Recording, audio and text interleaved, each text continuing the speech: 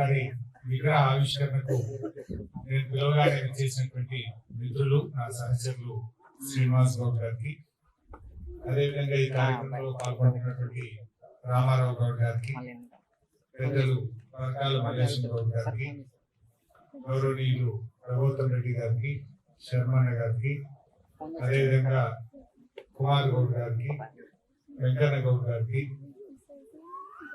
మరి దుర్గయ్య గౌడ్ గారికి, సజ్జన్ గౌడ్ గారికి, మహారాష్ట్ర నుంచి వచ్చేసినటువంటి నారాయణ గౌడ్ గారికి, మాణిక్ రెడ్డి గారికి, మా గ్రామ సర్పంచ్ ఎల్లయ్య గౌడ్ గారికి, ఎంపీటీసీ మలేషన్ గౌడ్ గారికి, విగ్రహదాత పరశురామ్ గౌడ్ గారికి, అదేవిధంగా ఈ కార్యక్రమాన్ని అద్భుతంగా నిర్వహించినటువంటి గ్రామ కౌండిన్య యూత్ అసోసియేషన్ సభ్యులకు, సదానంద్ గౌడ్ గారికి, అధ్యక్షుడు హరీష్ గారికి, ఇంకా మా వివిధ గ్రామాల నుంచి వచ్చినటువంటి గౌడన్నలకు, గ్రామ పెద్దలకు, మీడియా మిత్రులకు అందరికీ పేరు పేరున నమస్కారం.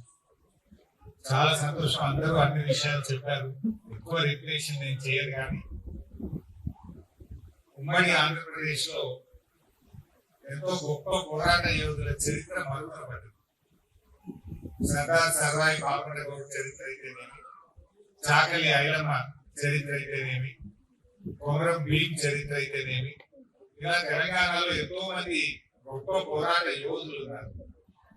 ఉమ్మడి రాష్ట్రంలో ఏ రోజు కూడా ఇలాంటి గొప్ప చరిత్ర కలిగిన నాయకులను బయటకు తీసుకురాలేకపోయాం.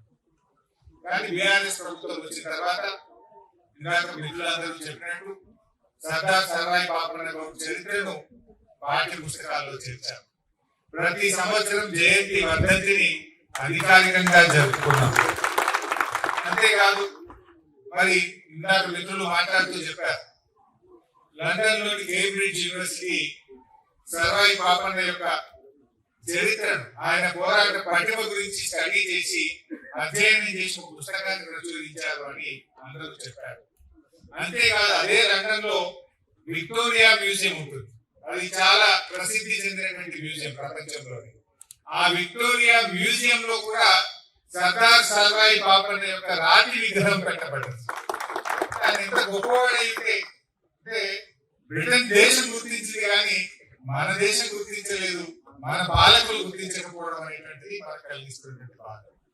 సో పాపన్న ఆ రోజే ఇందుకోసం పోరాటం చేసారు. మా కళ్ళు తాగుతారు, మా మీదనే పన్నులు వేస్తారా, మా పేదల కష్టాన్ని దోచుకుంటున్నారు అని చెప్పి ఆనాటి వాళ్ళ మీద పోరాటం చేసి తిరగబడి 20 కోటలను జయించి గోల్కొండ కోట మీద జెండా ఎగరేసినటువంటి గొప్ప పోరాట యోధుడు సర్దార్ సర్వాయి పాపన్న. కేసీఆర్ గారి ప్రభుత్వం కూడా అదే బాటలో నడిచింది. ఒక రకంగా చెప్పాలి, గతంలో ఎంతమంది ప్రభుత్వాలు వచ్చినా చెట్టు పన్ను రద్దు చేయలేదు. కేసీఆర్ గారి ప్రభుత్వం వచ్చిన తర్వాతనే చెట్టు పన్ను రద్దు చేసింది, పాత బకాయిలు రద్దు చేసింది, ఆటోమేటిక్ రెన్యువల్ విధానాన్ని తెచ్చింది. అదే విధంగా వైన్ షాపుల్లో ఎవరో అడగలే, మా సీనన్న కేబినెట్ లో ప్రపోజల్ పెట్టిండు, మేమందరం కూడా మద్దతు ఇచ్చి ఆ రోజు కేసీఆర్ గారి నాయకత్వంలో మరి కేసీఆర్ గారు 15% రిజర్వేషన్ ఇచ్చారు.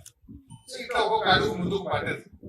బాధ కలిగేది ఏంటంటే, ఈ మధ్య మా సిద్దిపేట డిపోలు వచ్చిన నా దగ్గర వచ్చి, సార్ ఎవరు దరఖాస్తు పెట్టలే, కంప్లైంట్ ఇయ్యలే, ఎవరి ఆరోగ్యం దెబ్బలు తినలే, మంచిగా డిపో నడుస్తుంది.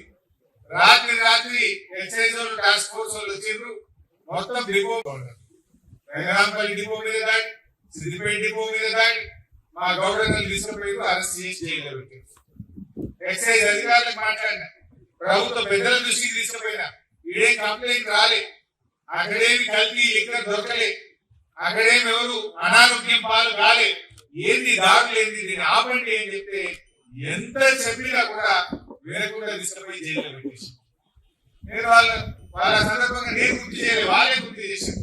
10 ఏళ్ళు మన గవర్నమెంట్ ఉండే సార్, ఒక్క ఎక్సైజ్ మా దిక్కు చూడలేదు, కన్నెత్తి చూసినోడు లేడు, మా దిక్కు వచ్చినోడు లేడు, మంచిగా బ్యాన్ నడిచింది. ఏం సార్, ఏమీ కాలే, కల్తీ లేదు, కంప్లైంట్ లేదు, దవాఖానలో వెళ్ళలేదు, రాత్రికి రాత్రి వచ్చారు, వేసుకుపోయి జైల్లో వారిస్తుంది. ఇదేం సార్ అని చెప్పి మా గౌరవంగా ఎంతో బాధపడేటువంటి పరిస్థితి.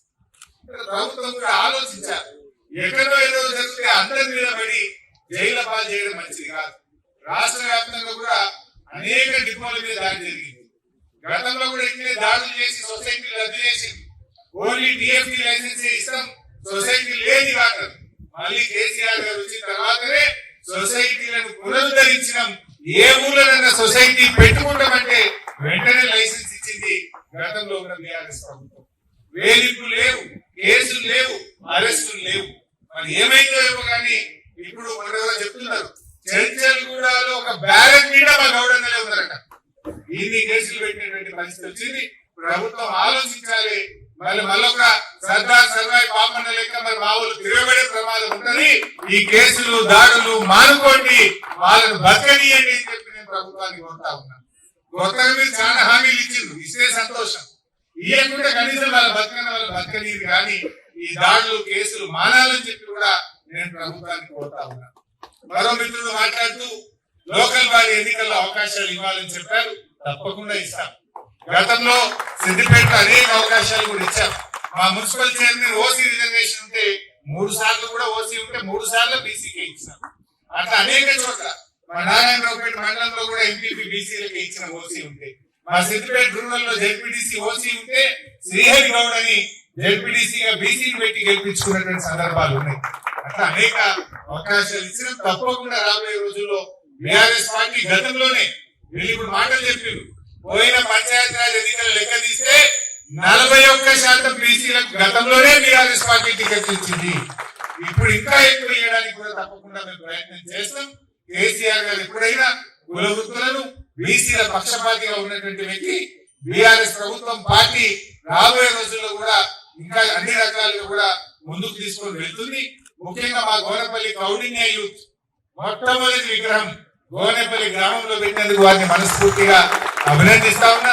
విగ్రహదాత పరశురాములు గౌడ్ కూడా చాలా మంచి కార్యక్రమం. మహారాష్ట్రలో ఉన్న కన్న ఊరును పుట్టిన ఇల్లుని మర్చిపోవద్దన్నట్టు, కన్న తల్లిని మర్చిపోవద్దన్నట్టు పుట్టిన ఊరిని మర్చిపోకుండా, కులాన్ని మర్చిపోకుండా ఈ విగ్రహాన్ని అందించినందుకు పరశురామ్ గౌడ్ కూడా నేను మనస్ఫూర్తిగా అభినందిస్తూ అందరికీ నమస్కారం. జై గౌడన్న. అహమాత్మ గుడాకేశ సర్వభూతాశ్రయస్థిత అన్నట్టు ప్రతి నిమిషం ప్రతి సెకండ్ గౌడన్నల కోసం అహర్నిశలు కష్టపడే మా పరశన్నకి హరీశ్రావు గారు, అలాగే సీనన్న గారు, ముఖ్యంగా మా ఫైర్ బ్రాండ్ రామారావు గారు ఆధ్వర్యంలో సన్మానం. Thank you.